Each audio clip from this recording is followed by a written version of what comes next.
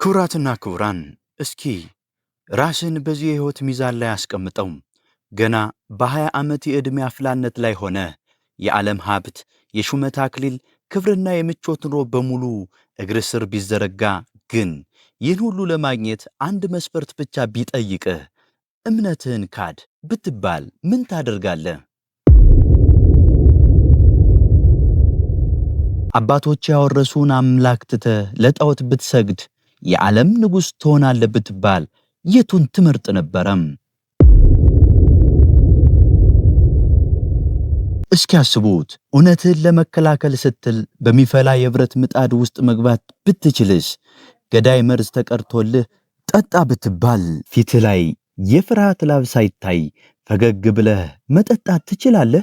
እኛ ዛሬ በትንሽ የሕይወት ፈተና ተስፋ ቆርጠን በትንሽ የኑሮ መከራ አምላካችን በምናማርርበት በዚህ ዘመን ይህንን ቢያደርጉት የማይቻል ቢሰሙት አእምሮን የሚያስጨንቅ ጽዋ በደስታ የጠጣ አንድ ታላቅ ወጣት ነበረም። በስመ አብ ወወልድ ወመንፈስ ቅዱስ አሃዱ አምላክ አሜን። የተወደዳችሁና የተከበራችሁ የጥበበ ነፍስ ሚዲያ ቤተሰቦቻችን እንደምን አላችሁ? ዛሬ ይዘንላችሁ የቀረብነው ታሪክ ተራ የጀግንነት ትርክት አይደለም። ዛሬ የምንጓዘው ወደ ኋላ ዘመናት ተንከባለው ወደሚያሳዩን ደምና እሳት፣ ጽናትና ተአምራት ወደ ተሞላበት የሮማውያን የጭካኔ ዘመን ነው። የሰው ልጅ ነፍስ ከፈጣሪዋ ጋር ስትጣበቅ፣ ስጋ የቱንም ያህል ቢቆራረጥ ሞት እንኳን እንዴት ከንቱ እንደሚሆን የሚያሳይ ያው ምስክር ልነግራችሁ መጥቻለሁ። ይህ ልብ አንጠልጣይ አንዳንዴም እንባ የሚያስረጭና ልብን የሚሰብረውን አንዳንዴ ደግሞ በድል አድራጊነት መንፈስ የሚያስፈነድቀውን ታሪክ አብረን እንድንጓዝ ቻናላችንን አሁኑኑ ሰብስክራይብ በማድረግ የዚህ ታላቅ የጥበብ ማዕድ ተካፋይ እንድትሆኑ በታላቅ አክብሮት ጋብዛለሁ። በዚህ ታሪክ ውስጥ እጅግ አስደንጋጭ የሆኑ የጭካኔ ጥጎችን፣ በሌላ በኩል ደግሞ የፈጣሪን ድንቅ ተአምራትና ዛሬ ለሕይወታችን የሚጠቅሙ ከባድ ትምህርቶችን አብረን እንቃኛለን። ወደ ቀጰዶቅያ ግዛት እንጓዝ። በዚያ አንስጣሴዎስ ዘሮንቶስ ከሚባል ታላቅ መስፍንና ቴዎብስታ አቅሌስያ ከተባለች ፍልስጥኤማዊት እናት አንድ ብርሃን የሆነ ሕፃን ተወለደም። ስሙን ጊዮርጊስ አሉት። ትርጉሙም ብሩህ ኮከብ ወይም ፀሐይ ማለት ነው። ይህ ብላቴና ገና በአፍላ የልጅነት ዕድሜው አባቱን በሞት በማጣቱ የሕይወት ጎዳናው ገና በወጣቱ የጨለመ ሊመስል ይችል ነበረም። ነገር ግን ጥበበኛዋ እናቱ በእምነትና በማይናወጥ ስነ ምግባር አሳደገችው። ዘመናት ነጎዱ። ያ ብላቴና አደገ። ዕድሜው 20 ዓመት ሲሞላው በወጣትነት ኃይልና በማይገኝ ግርማ ሞገስ ተሞልቶ በሕግ የሚገባውን የአባቱን ሹመትና ማዕረግ ለመቀበል ወደ ጨካኙ ንጉሥ ዱዲያኖስ ቤተ መንግሥት አመራም። ነገር ግን እዚያ የጠበቀው ክብርና ሹመት አልነበረም። የጠበቀው ሌላ ነው።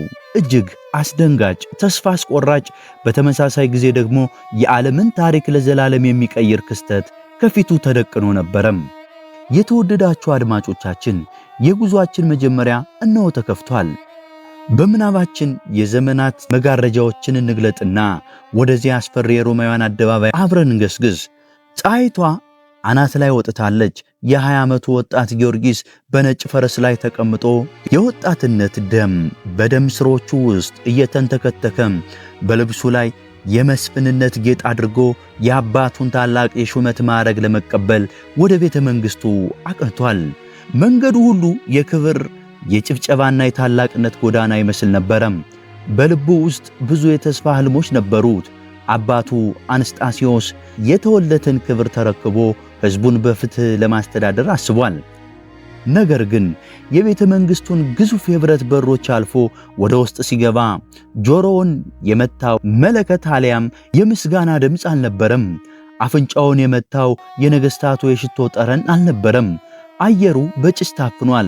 የመቃጠል ሽታ፣ የደም ጠረን እና የሰዎች የስቃይ ጩኸት ግቢውን ሞልቶታል። ወጣቱ ጊዮርጊስ ፈረሱን ገታ አድርጎ ዙሪያውን ቃኘም። ልቡ በድንጋጤ ውልፍ አለም። አስፈሪው ንጉሥ ዱዲያኖስ ከሰባ የዓለም ነገሥታት ጋር በአንድነት ተሰብስቦ ግዙፉንና አስፈሪ ጣዖታትን አቁሟል። ለእነዚህ ጣዖታት የማይሰግድ የክርስቲያኖችን አምላክ የማይክድ ሁሉ ይገደል የሚል አዋጅ ታውጇል። አደባባዩ በክርስቲያኖች ደም ታጥቧል። አንዳንዶቹ በእሳት ይቃጠላሉ፣ ሌሎቹ ለአንበሳ ይጣላሉ። እናቶች ልጆቻቸውን ታቅፈው እየጸለዩ አንገታቸውን ለሰይፍ ይሰጣሉ። የክርስቲያኖች የዋይታ ጮት ሰማዩን ቀዶታል። በዚህ ቅጽበት የ20 ዓመቱ ወጣት ጊዮርጊስ አንድ ከባድ የሕይወት መስቀለኛ መንገድ ላይ ቆመም። ክቡራትና ክቡራን እስኪ ያስቡት፣ እርሱ የመጣው ሊሾም ነው። ዝም ብሎ አንገቱን ደፍቶ ያንን ደም አፍሳሽ አዋጅ ደግፎ የአባቱን ሹመት ተቀብሎ በታላቅ የድሎት ኑሮ መኖር ይችል ነበረም። የ20 ዓመት ወጣት እንደነበር ወጣትነት ደግሞ ዓለምን ማየት፣ መዝናናት፣ በስልጣን ማዘዝን የሚመኝበት ዕድሜ ነው። የዓለም ክብር በሙሉ እግሩ ስር ተዘርግቶለታል። ነገር ግን የእርሱ ልብ የተሰራው ከዚህ ከሚያልፈው የዓለም ማዕድ አልነበረም። በልጅነቱ እናቱ ቴዎብስቲያ የዘራችበት የማይጠፋ የእምነት እሳት በውስጡ ይነድ ነበረም። በቅድሚያ ማንም ሳያየው በድብቅ ያደረገው አንድ አስገራሚ ጀብድ ነበረም። ወደ ማረፊያው ተመለሰም። ሳጥኖቹን ከፈተ። የወርቅና የብር ክምር፣ የከበሩ ማዕድናት፣ አባቱ ያወረሰውን ጥሪት በሙሉ አወጣ። ከዚያም ባሮቹን ጠራቸው። ባሮቹ ፈርተው ቆሙ። ጊዮርጊስ ግን ፈገግ ብሎ ከዛሬ ጀምሮ ነፃ ናችሁ፣ እኔ የሰማይ አምላክ ባሪያ ነኝ፣ እናንተም በምድር ላይ የማንም ባሪያ አትሆኑም አላቸው። ያለውን ሀብት ወርቅና ብሩን በሙሉ ለድሆችና ለምስኪኖች አካፈለም።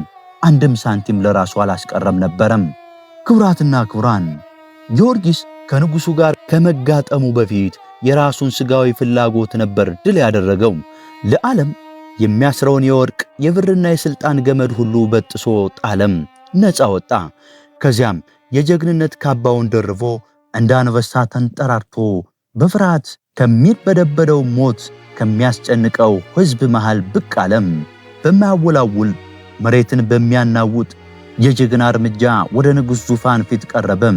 70 ነገሥታት አፈጠጡበት። ወታደሮቹ ጦራቸውን አዘጋጁ። አደባባዩ በዝምታ ተዋጠም። በዚያ የሞት ሽታ በሞላበት አደባባይ ጊዮርጊስ ድምፁን ከፍ አድርጎ እንደ ነጎድጓድ አጓራም። እናንተ ነገሥታት እውርና ድንቁር ለሆኑ ራሳቸውን እንኳን ማየት ማዳን ለማይችሉ ጣዖት ለምን ትሰግዳላችሁ? ለምንስ የእግዚአብሔርን ሕዝብ ታሰቃያላችሁ? እኔ የሰማይና የምድር ፈጣሪ የክብር ባለቤት በሆነው በጌታችን በመድኃኒታችን ኢየሱስ ክርስቶስ አምላክነት የማምን ክርስቲያን ነኝ አላቸው። ንጉሥ ዱድያኖስ ደነገጠም። ከዙፋኑ ላይ ብድግ አለ። ይህ ወጣት የታላቅ መስፍን ልጅ ገና ሕይወትን ያልጀመረ ብላቴና እንዴት በ70 ነገሥታት ፊት እንዲህ ይደፍረናል? ንጉሡ በቁጣ አልጀመረም። የጊዮርጊስ መልክና ቁመና ፊቱ ላይ ያለው መለኮታዊ ብርሃን አስገርሞት ነበርና በማባበል ጀመረም። አንተ ደም ግባት ቆንጆ ወጣት፣ ገና በሕይወት መጀመሪያ ላይ ነህ። ይህን ታላቅ ክብርን አትጣ። በወጣትነት ለምን ትሞታለህ? ከሞኝነት ተመለስና እኔ ላቆምኩት ጣዖት ስገድ። እኔም በምድር ላይ ያለውን ሀብት ሁሉ እሰጥሃለሁ፣ የፈለግከውን ቃል ኪዳን እገባልሃለሁ አለው። የንጉሡ ማባበል እጅግ ፈታኝ ነበረም። ነገር ግን ጊዮርጊስ የንጉሡን ፊት እንኳን አላየውም። ፊቱን አዞረበት። አንተ ንጉሥ ሆይ አለ ጊዮርጊስ በተረጋጋ ግን ቆራጥ አንደበት፣ የምትሰጠኝ ወርቅና ክብር አፈር ነው፣ ከአንተ ጋር ያልፋል ይጠፋልም። እኔ ግን የማያልፍ የማያረጅና የማይጠፋ የሰማይ መንግሥት አለኝ አለው። ክቡራትና ክቡራን ይህ ንግግር በውስጥ እጅግ ጥልቅ የሆነ የሕይወት ጥያቄ ያነሳልናል። እኛስ ብንሆን ዛሬ በዘመናችን ያሉ የዱድያኖስ ዙፋኖች ምንድን ናቸው? እምነታችን እንድንጥል፣ ማንነታችን እንድንክድ፣ ከፈጣሪያችን እንድንርቅ በዙሪያችን የሚቀርቡልን ማባበያዎች ስንት ናቸው? ታላቁ የቤተ ክርስቲያን ብርሃን ጥልቅ አሳቢ ሊቁ ቅዱስ ዮሐንስ አፈወርቅ ይህንን ሲያመሰጥር እንዲህ ይላል። ገንዘብና የዓለም ክብር መናቅ የቻለ ሰው ሞት እንኳ ሊያስፈራው አይችልም። ምክንያቱም ጠላት ሊነጥቀው የሚችለው ምንም አይነት ምድራዊ ዋስትና የለውምና። እውነተኛ ነፃነት ማለት በካዝናህ ካለው ወርቅ መላቀቅ እንጂ ወርቁን ማከማቸት አይደለምና ይለናል። በእውነትም ጊዮርጊስ አስቀድሞ ንብረቱን በማካፈል የዓለምን ማሰሪያ ገመድ በጠሰው። የሚያጣው ምድራዊ ነገር አልነበረምና ሞትን ሊፈራው አልቻለም። ወዳጆቼ የዚህ ወጣት ጀግንነት ከየት መጣ ብለን ከጠየቅን መልሶ ያለው ከልጅነቱ አስተዳደግ ላይ ነው። የቅዱስ ጊዮርጊስ እናት ቴዎብስታ ልጇን ገና በለጋነቱ የእምነት ጡት አጥብታ ነው ያሳደገችው።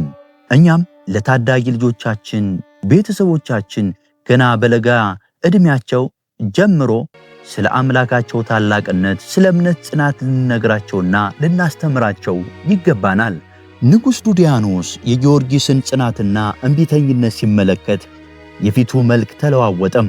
ያ ሲያባብል የነበረው አንደበቱ ወደ ተናካሽ አውሬነት ተቀየረ። ይህ ወጣት ሊሰማኝ አልቻለም። እንግዲያውስ በግርፋትና በስቃይ እናንበረክከዋለን ብሎ ትእዛዝ አስተላለፈም። ክቡራትና ክቡራን፣ በዚያ ሰዓት የተጀመረ ስቃይ ለመስማት እንኳን ጆሮ የሚሰቀጥጥ ነበረም። የጊዮርጊስ አካል በብረት መንኮራኩር ፈጩት። ስጋው እንደ ቅጠል ረገፈም፣ ደሙም እንደ ጅረት ፈሰሰ። ነገር ግን በዚያ በስቃይና በሞት መካከል ሆኖ አንድ አስደናቂ ክስተት ተፈጠረ።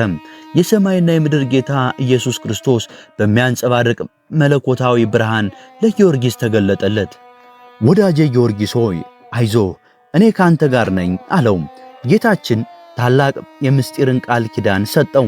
በዚህ ተጋድሎ 7 ዓመት ትኖራለህ፣ መላእክትንም ታያለህ፣ 3 ጊዜ ትሞታለህ፣ እኔም ከሞት አስነሳለሁ፣ በአራተኛው ግን የማይጠፋውን የምስክርነት አክሊል ትቀበላለህ፣ ስምህም በዓለም ሁሉ የታወቀ ይሆናል ብሎ አጸናው። ንጉሡ ዱዲያኖስ ጊዮርጊስን በስቃይ መርታት አለመቻሉ እጅግ አበሳጨው። ይህ ሰው ስቃይ የማይበግረው ከሆነ ምናልባት መተት ወይ ማስማት እየተጠቀመ ይሆናል ብሎ አሰበም።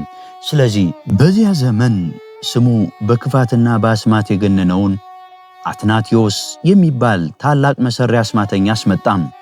አስማተኛው አትናቴዎስ በክፋት የተሞላ ፊቱን አዙሮ ንጉሥ ሆይ አትጨነቅ፣ ዛሬ ይህንን ሰው በዓይኑ እያየ የሕይወት ታሪኩ የሚያበቃበት መርዝ ቀምማለሁ አለው። አትናቴዎስ የረቀቀ መርዝ ቀመመም። በጽዋ ሞልቶ በአጋንንት አስማት ደግሞበት ለቅዱስ ጊዮርጊስ ሰጠው። ንጉሡና ሰራዊቱ ሁሉ ጊዮርጊስ ይችን ጽዋ እንደጠጣ በቦታው ተዘርሮ ይሞታል ብለው ትንፋሻቸውን ዋጥ አድርገው ይጠባበቁ ነበረም። ቅዱስ ጊዮርጊስ ግን ጽዋውን ተቀበለም። ዓይኑን ወደ ሰማይ አነሳ። የሞት መርዝ የተሞላበት ያችን ጽዋ በማዳኛ መስቀል ምልክት አማተበባት። ከዚያም ምንም ሳይጠራጠር እንደ ጣፋጭ መጠጥ አጣጥሞ ጠጣት። ጸጥታ ሰፈነም። 1 ደቂቃ፣ 2 ደቂቃ። ነገር ግን ጊዮርጊስ አሁንም በሕይወት አለም። ፊቱ ይበልጥ በብርሃን አበራ እንጂ አንዳችም ጉዳት አልደረሰበትም። አስማተኛው አትናቴዎስ በድንጋጤ ደነዘዘም። የሠራው አስማት በጊዮርጊስ ፊት አመድ ሆኖ ቀረም። በዚያች ቅጽበት የአስማተኛው ልብ ተነካ። ከጊዮርጊስ አምላክ በቀር ሌላ አምላክ የለም ብሎ ጮኸም።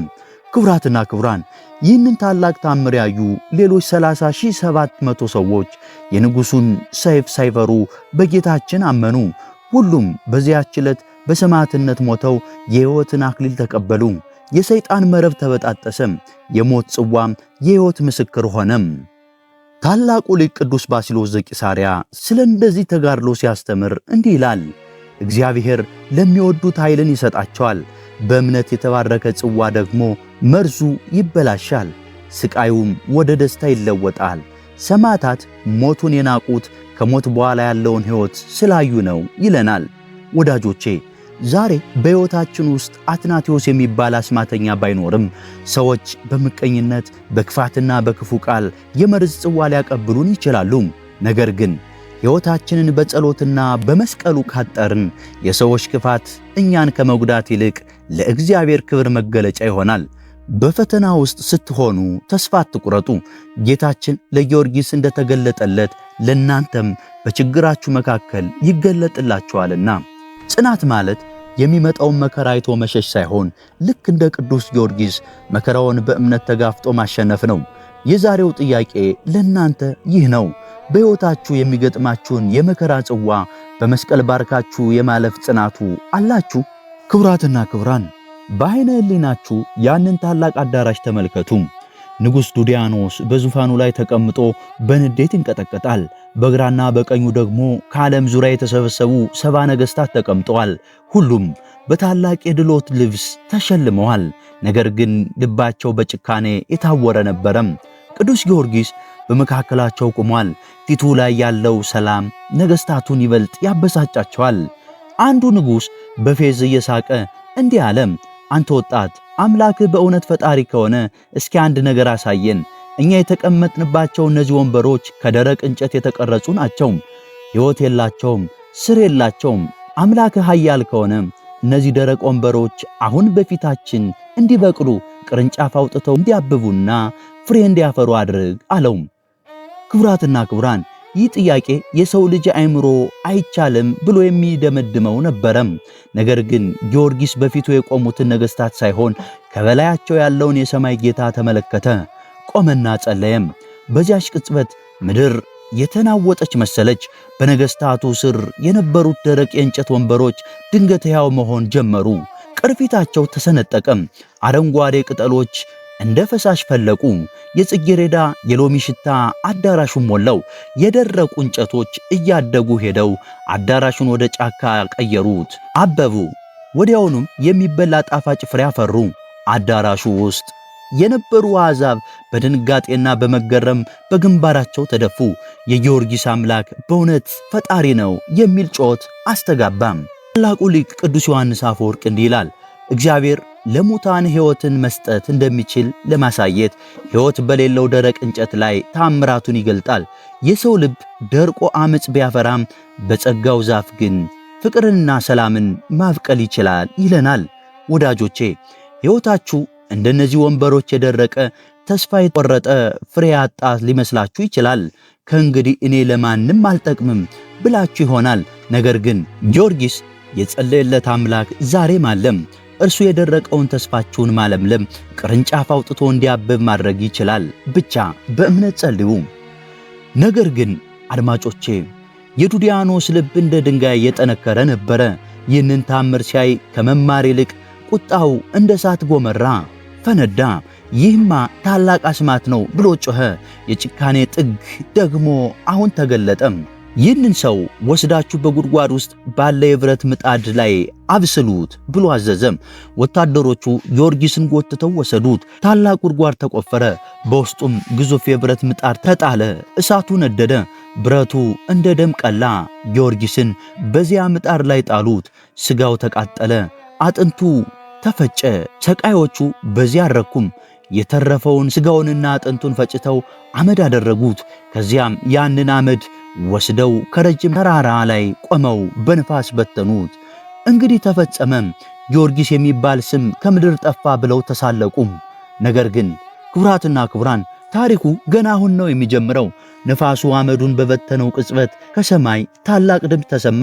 የክብር ባለቤት ጌታችን ኢየሱስ ክርስቶስ በተበተነው አመድ ላይ ቆመም። ወዳጄ ጊዮርጊስ ሆይ ተነስ አለው። በቅጽበት በነፋስ የተበተነው አመድ ተሰበሰበ። አጥንት ከአጥንት ጋር ተጋጠመም። ሥጋና ደም አካሉን አነጸው። ጊዮርጊስ ከሞት ተነስቶ ከበፊቱ በበለጠ ግርማና ብርሃን ተሞልቶ ቆመም። ወደ ከተማው ተመለሰ። በቀጥታ ወደ ነገሥታቱ አዳራሽ ገባ። ዱዲያኖስና ሰባው ነገሥታት ጊዮርጊስን ሲያዩት ከመቀመጫቸው ተነስተው ደነዘዙ። ይህ መንፈስ ነው ወይስ እርሱ እያሉ ተንቀጠቀጡ።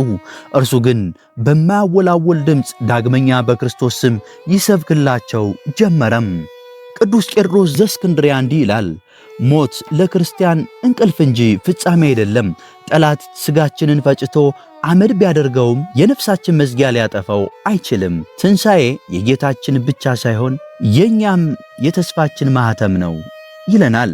ክቡራትና ክቡራን በሕይወታችሁ ጠላቶቻችሁ አበቃለት፣ ፈጨነው፣ አመድ አደረግነው፣ ከእንግዲህ አይነሳም ብለው ደስ ሊላቸው ይችላል።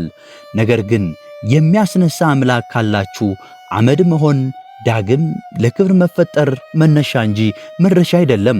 ማንም ሊያጠፋችሁ ቢሞክር ፈጣሪ ካልፈቀደ መጥፋት የለም። ተስፋ አትቁረጡ። ከወደቃችሁበት አመድ በላይ የሚያቆማችሁ አምላክ አለና። ነገሥታቱ ግን አሁንም ሊያምኑ አልፈለጉም። አይ ይህማ ሙታንን ያስነሳ ሳይሆን የረቀቀ ሰይጣን አሳየህን እንጂ እያሉ ይከራከሩ ነበረም። ጊዮርጊስ ግን በታምራቱ መሬቱን እያናወጠ የሞቱትን ከጉድጓድ እያስነሳ የገሃነም ወሬ እንዲናገሩ አደረጋቸው። የነገሥታቱ ድንጋጤ፣ ጭንቀት ጣሪያ ነካም። ክቡራትና ክቡራን ነገሥታቱ በጊዮርጊስ ጽናት ግራ ሲጋቡ አዲስ የጭካኔ ዘዴ ዘየዱም። ይህ ሰው ከክብር ይልቅ ውርደትን የሚወድ ከሆነ ወደ ድሆች ጓዳ እንጣለው አሉ። ስለዚህም እጅግ በጣም ድሃ ወደ ሆነችና ምንም ወደ ሌላት አንዲት መበለት ሴት ቤት ወስደው አሰሩት። ያቺ ሴት የሚበላ እንጀራ ቀርቶ የምትቀምሰው እንኳ አልነበራትም። ጊዮርጊስን በቤቷ ጥላ ስር ጥላው ለምንለት ወደ ውጭ ወጣች። ነገር ግን የጊዮርጊስ አምላክ አይረሳምና የሰማይ መላእክት ወረዱ።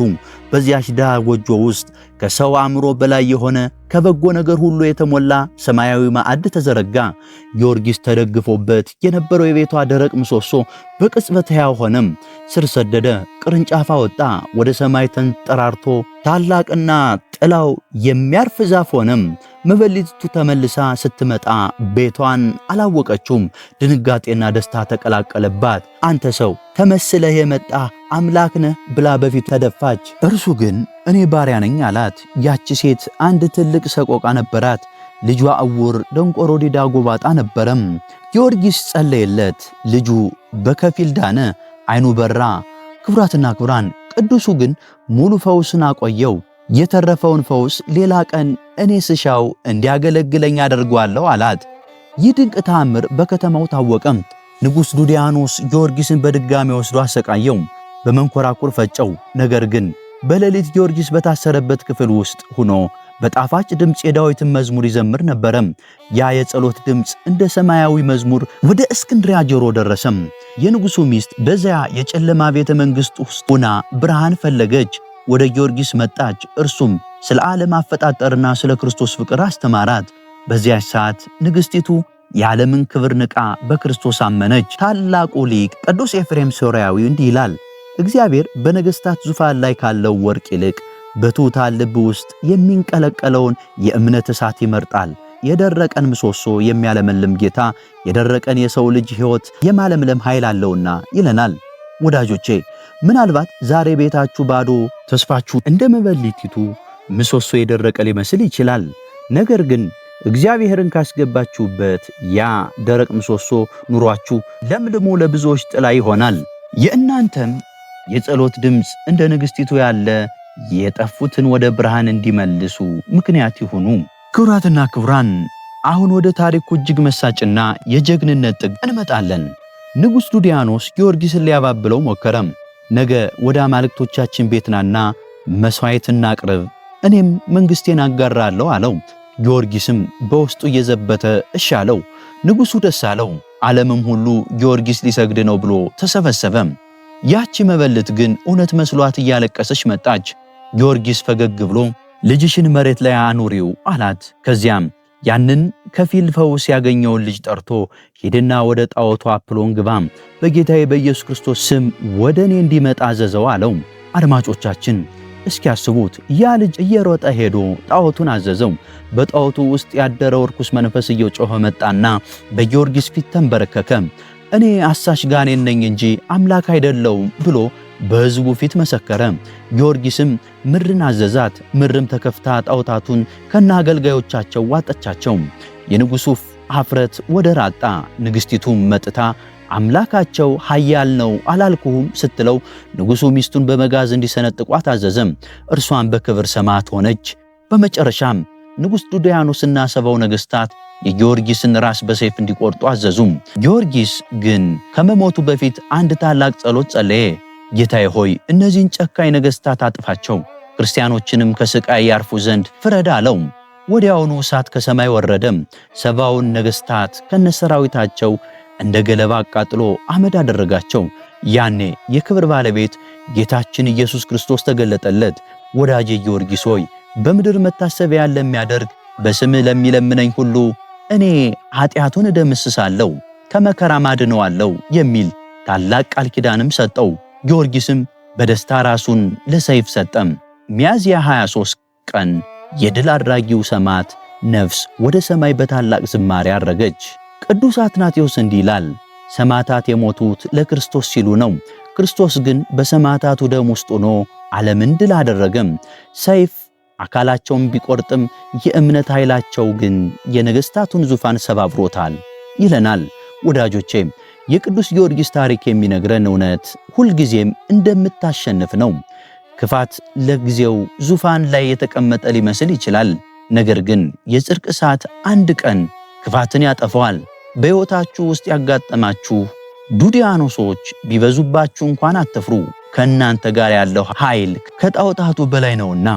የተወደዳችሁ አድማጮቼ የቅዱስ ጊዮርጊስ ገድል በልዳ ተጀምሮ በሰማያዊ ክብር ተፈጽሟል። ዛሬም ቢሆን ጊዮርጊስ ሆይ ብለው የሚጣሩ ሁሉ ያ የ7 ዓመት ተጋድሎና ጽናት ይረዳችኋል።